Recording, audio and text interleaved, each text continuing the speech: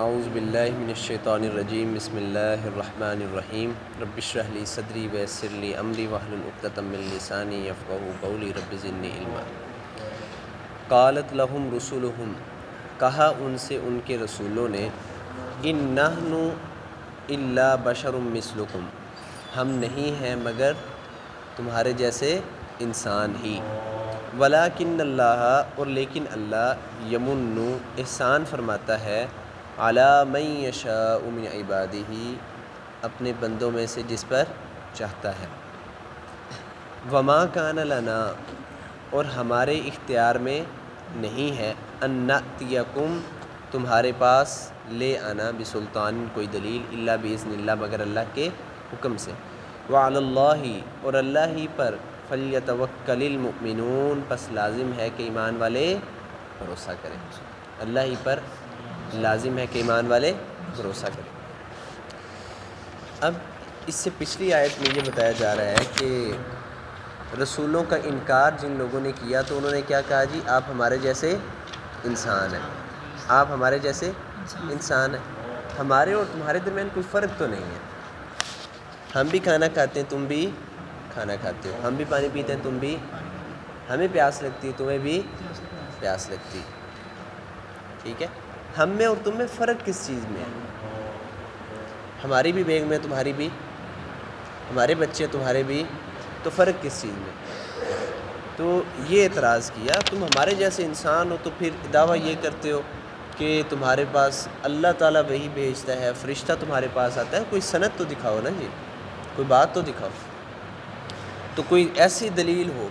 تو اللہ تعالیٰ نے بیان کی ہے کہ آسمان سے ایسے ہمارے سامنے کوئی سیڑھی اترے، ہم اس پر چڑھیں، ٹھیک ہے، آپ کو چڑھتا ہوا دیکھیں، یا کوئی فرشتہ آئے اور آ کے ہمیں کہتا رہے ساتھ ہی کہ بھائی تم اللہ پر ایمان لے آؤ، یہ سچا پیغمبر ہے، ہم پھر تو مانیں گے، وگرنہ نہیں مانیں گے۔ تو رسولوں نے کہا کہ ہم تو واقعی بالکل بات ٹھیک ہے کہ ہم تمہارے جیسے انسان ہی ہیں، ولکن اللہ یمن علی من یشاء من عبادہ، لیکن اللہ جس پر چاہتا ہے اپنے بندوں میں سے احسان کرتا ہے، اور وہ احسان کیا ہے؟ اللہ اعلم حیث یجعل رسالتہ، اللہ تعالیٰ خوب جانتا ہے کہ اس نے رسالت کہاں رکھنی ہے، رسول کسے بنانا ہے، اللہ تعالیٰ خوب جانتا ہے۔ وما کان لنا ان نأتیکم، ہمارے اختیار میں واقعتاً رسولوں نے کہا کہ نہیں ہے کہ ہم تمہارے پاس کوئی دلیل لے آئیں، ان نأتیکم، کہ تمہارے پاس لے آئیں، بسلطان، کوئی دلیل، الا باذن اللہ، مگر اللہ کے حکم کے ساتھ، اللہ کے حکم کے بغیر ایک پتا بھی نہیں ہل سکتا، اللہ کے حکم کے بغیر کوئی رسول اپنا معجزہ پیش نہیں کر سکتا، ٹھیک ہے، تو اللہ کا حکم ہوگا تو پھر ہی رسول معجزہ پیش کر سکتا ہے، گویا کہ رسول کو بھی بے بس شو کروایا اللہ تعالیٰ نے بعض مقامات پر، تاکہ پتہ چلے کہ خالق کون ہے، مالک کون ہے، قادر کون ہے، سمجھ رہے ہو؟ تو ہر چیز کا جو کلی اختیار ہے وہ کس کے پاس ہے؟ اللہ تعالیٰ کے پاس ہے، ہر چیز کا کلی اختیار اللہ کے پاس ہے، کوئی چیز تمہیں نقصان نہیں دے سکتی اگر اللہ نہ چاہے، کوئی چیز تمہیں فائدہ نہیں پہنچا سکتی اگر اللہ نہ چاہے، زمین و آسمان کا ذرہ ذرہ مل کے، زمین و آسمان کی ساری مخلوقات مل کے اگر آپ کو نقصان پہنچانا چاہے تو نبی صلی اللہ علیہ وسلم نے فرمایا کہ لو اجتمعوا علی ان ینفعوک لم ینفعوا شیئا، کہ اگر ساری کائنات مل کے آپ کو نفع پہنچانا چاہے تو نہیں پہنچا سکتی مگر اتنا ہی یا ویسا ہی جو اللہ چاہے، اور اگر ساری کائنات مل کے آپ کو نقصان پہنچانا چاہے تو نقصان نہیں پہنچا سکتی مگر اتنا ہی یا ویسا ہی جو اللہ چاہے۔ نبی کریم صلی اللہ علیہ وسلم اکیلے شخص تھے نا، پورا عرب خلاف تھا کہ نہیں، نقصان پہنچا سکا؟ سیدنا ابراہیم اکیلے تھے، نمرود نے آگ میں بھی ڈال دیا، نقصان پہنچا سکا؟ نہیں۔ موسیٰ علیہ السلام کھڑے ہیں جی، آگے سمندر ہے، پیچھے فرعون ہے، فرعون نقصان پہنچا سکا؟ نہیں۔ موسیٰ علیہ السلام کی والدہ کو ان کی اماں حضرت موسیٰ علیہ السلام کو، یعنی ان کی والدہ نے کیا کیا؟ پانی میں پھینک دیا، تو پانی نے نقصان دیا؟ کیوں؟ پانی ڈبو نہیں سکتا اگر اللہ نہ چاہے، آگ جلا نہیں سکتی اگر اللہ نہ چاہے، تو ہم ڈرتے ہیں کہ کوئی ہمارے کام خراب نہ کر دے، فلاں ہمارا کام خراب نہ کر دے، فلاں ہمارا کام خیال، تو کوئی آپ کو نقصان نہیں پہنچا سکتا، کوئی آپ کو فائدہ اگر اللہ نہ چاہے. تو نفع دینے والا نقصان دینے والا کون ہے؟ صرف اللہ ہے. اللہ نہیں، صرف اللہ ہے. باقی کوئی اسباب ہو سکتے ہیں، کوئی بندہ سبب بن گیا، کوئی ذریعہ بن گیا، کوئی وسیلہ جس کے ذریعے سے کام ہو گیا. باقی کوئی بندہ نفع نہیں دے سکتا، کوئی نقصان نہیں دے سکتا مگر جو اللہ چاہے. تو رسولوں نے یہ کہا کہ ہم معجزہ بھی نہیں دکھا سکتے مگر یہ کہ اللہ چاہے. وَعَلَى اللَّهِ فَلْيَتَوَكَّلِ الْمُؤْمِنُونَ. اب ہم اگر آپ کے سامنے معجزہ آپ کے کہنے پہ نہیں دکھا رہے تو ہمارا تو اللہ پر بھروسہ ہے، ایمان والوں کا بھی اللہ پر بھروسہ ہے. ٹھیک ہے. اور تمہیں اگر معجزہ دکھا بھی دیا جائے تو تم کون سا مان لو گے؟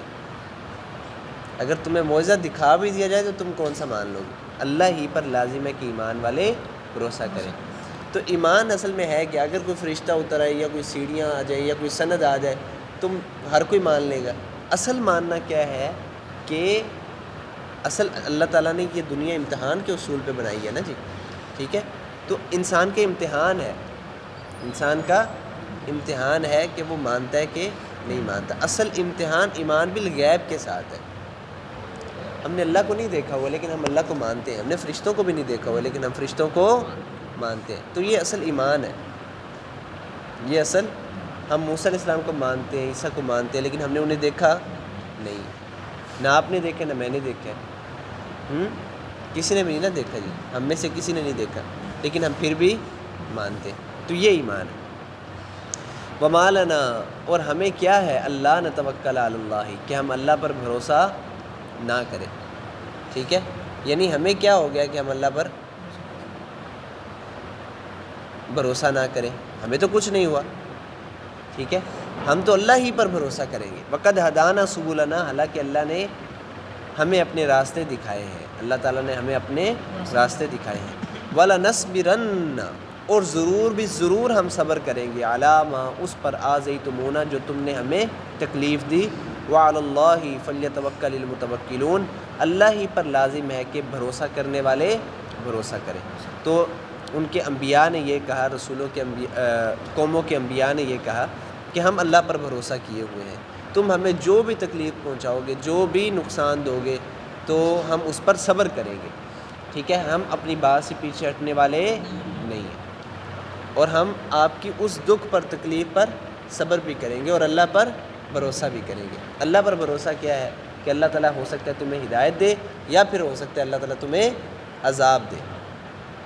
ٹھیک ہے. تو جتنے بھی لوگ اس دنیا میں رہتے ہیں، نبی کریم صلی اللہ علیہ وسلم نے فرمایا کہ کوئی آدمی فوت ہوتا ہے یا وہ مستریح ہوتا ہے یا پھر مستراح ہوتا ہے. تو صحابہ نے کہا اللہ کے نبی اس کا کیا مطلب ہے مستریح مستراح؟ آپ نے فرمایا کہ مستریح کا مطلب ہے کہ ایک مومن بندہ دنیا میں ایک آزمائش سے گزر رہا ہوتا ہے، پریشانیوں سے، تکلیفوں سے. دنیا اس کے لیے قید خانہ ہے. تو وہ فوت ہوتا ہے تو گویا کہ جب جنت اس کے سامنے، جنت کے مناظر اس کے سامنے ہوتے ہیں تو دنیا اسے تکلیف ہی لگتی ہے. تو گویا کہ اس نے دنیا کی تکلیف سے نجات حاصل کر لی. ٹھیک ہے. تو ایک ایمان والا بندہ جنت جب سامنے اس کے دکھائی جاتی ہے تو اس کے سامنے تو دنیا کچھ نہیں رہے گی نا جی. اور مستراح کا مطلب یہ ہے، یا پھر آپ نے فرمایا کہ لوگ اس سے آرام حاصل کرتے ہیں. کوئی بندہ اتنا شر والا تھا، فساد والا تھا، لوگوں کا ایمان ان سے خطرے میں تھا، ان کی جان خطرے میں تھی، ان کی صحت خطرے میں تھی. تو فوت ہوا تو لوگوں نے کہا یا اللہ شکر ہے کہ یہ بندہ مغرورت ہے. ٹھیک ہے. تو یہ کیا ہے کہ کوئی بندہ یا تو مستریح ہوتا ہے یا پھر مستراح ہوتا ہے. یا تو کیا ہوتا ہے کہ وہ دنیا کے مصائب سے چھٹکارا حاصل کر لیتا ہے یا پھر دنیا اس سے چھٹکارا حاصل کر لیتی ہے. ٹھیک ہے. تو اس آیت کریمہ سے ہمیں یہ معلوم ہوتا ہے کہ انبیاء کرام کا طریقہ کیا ہے کہ وہ اپنے دلائل پیش کرتے ہیں، براہین پیش کرتے ہیں. ٹھیک ہے. اور پھر وہ دعوت کا کام جاری و ساری رکھتے ہیں اور دعوت پر جو انہیں تکلیف پہنچتی ہے اس پر صبر کرتے ہیں. واویلا نہیں کرتے، شور و غوغا نہیں کرتے. ٹھیک ہے. اور کس پر بھروسہ کرتے ہیں؟ صرف اللہ پر. واخر دعوانا الحمدللہ رب العالمین.